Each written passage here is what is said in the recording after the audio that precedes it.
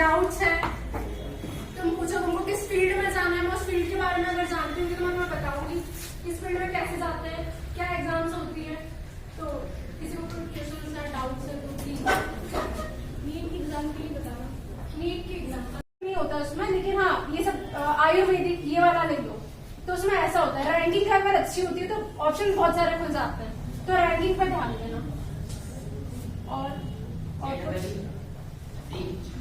JEE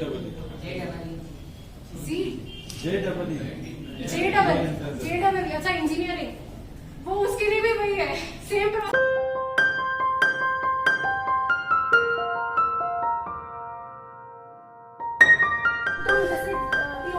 और DME CET होती है। हर यूनिवर्सिटी अपनी एक एग्जाम कंडक्ट करवाता है डिपार्टमेंट से करवाने के लिए।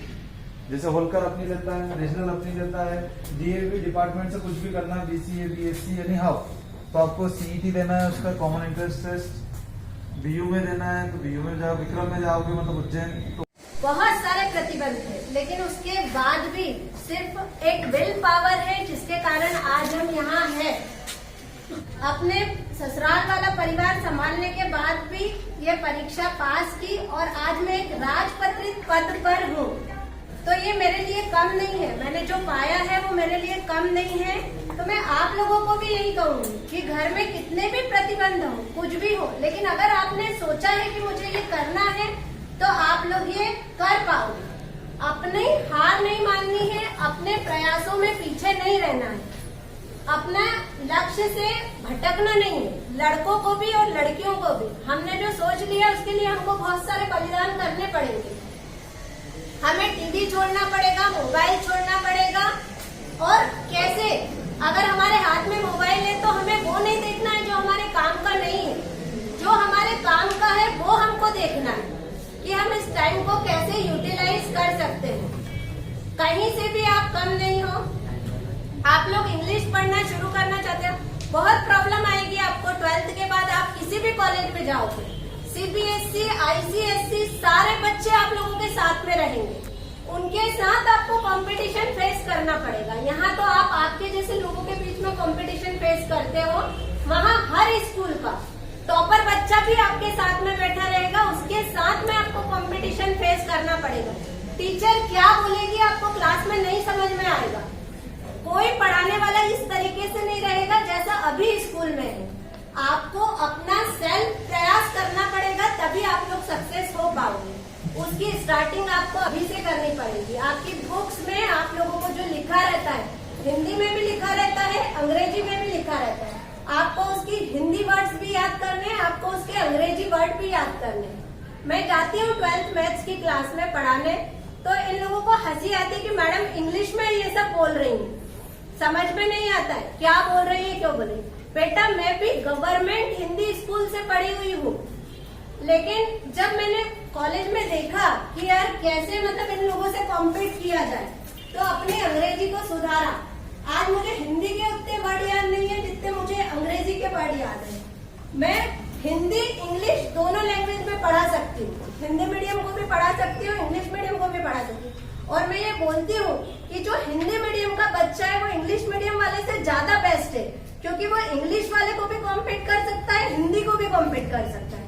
आप अगर किसी प्योर इंग्लिश मीडियम में पढ़े हुए टीचर को यहाँ खड़ा कर दो, वो आपको नहीं पढ़ा पाएगा कुछ भी। लेकिन आपने हिंदी मीडियम वाले टीचर को खड़ा किया है, वो इंग्लिश वाले को भी पढ़ा पाएगा बराबर, वो हिंदी वाले को भी पढ़ा पाएगा। तो आपको अपना मोरल डाउन करने की जरूरत नहीं है कि भाई हम हिंदी मीडियम के हम क्या करेंगे कैसे करेंगे, लेकिन अपनी कोशिशें आप लोगों को दुगुनी करके अपनी स्किल को बढ़ाना हो, है ना। इंजीनियरिंग आप लोगों को करनी है, JEE करनी है, तो आप लोगों को अपना प्रयास उत्तम रखना पड़ेगा। आपको टीवी मोबाइल को छोड़कर अपने प्रयास को बढ़ाना होगा, टॉप रैंक पानी होगी, तब जाकर आप NITs वगैरह में जा पाओगे।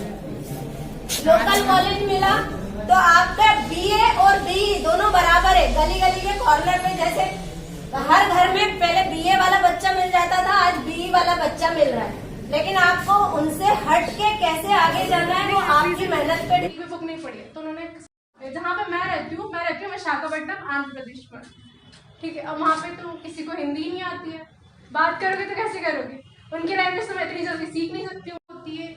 वो होती है। अच्छा क्लैट छोड़, कोई से भी एग्जाम उठा लो तो इंग्लिश में होगी। एमपीपीएससी होती है जो हिंदी में भी होती है, पर इंग्लिश मेजर सब्जेक्ट होता है। तो start giving time to English, ठीक है। इंग्लिश सुधारो, इंग्लिश बुक्स पढ़ो, फोन पे थोड़ा अवॉइड करो कि फालतू चीजें देख रहे हैं, मूवीज देख रहे हैं, उसकी जगह बुक्स डाउनलोड करो। मैं तुमको ऐप बता दूंगी, उससे बुक्स डाउनलोड करो। बुक्स होती है हिंदी टू इंग्लिश की बुक्स होती है, जिससे हिंदी के थ्रू तुम इंग्लिश सीख सकते हो।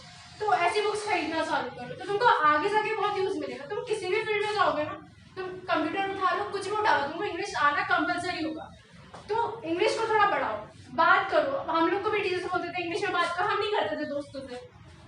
बाहर गए, इंदौर ही गई, वहाँ पे सारे बच्चे इंग्लिश में बात करते। स्टार्टिंग में थोड़ा ऑकवर्ड होता है कि यार इंग्लिश में कैसे बोल रहे, पर फिर आदत हो जाती है। एक टाइम पे आपको इंग्लिश ही बोलनी पड़ती है। जहाँ मैं रहती हूँ मेरे को अपने दोस्तों से इंग्लिश में बात करनी पड़ती है क्योंकि उनको हिंदी नहीं आती है। तो अभी से अगर अपनी इंग्लिश उतारोगे तो बाद में बहुत काम होगी। फिर जब अच्छा मैं क्लैट पे थी तो वहाँ पे क्लैट किया, उसमें 5-6 सब्जेक्ट्स होते हैं, तो उनको मैंने पढ़ा।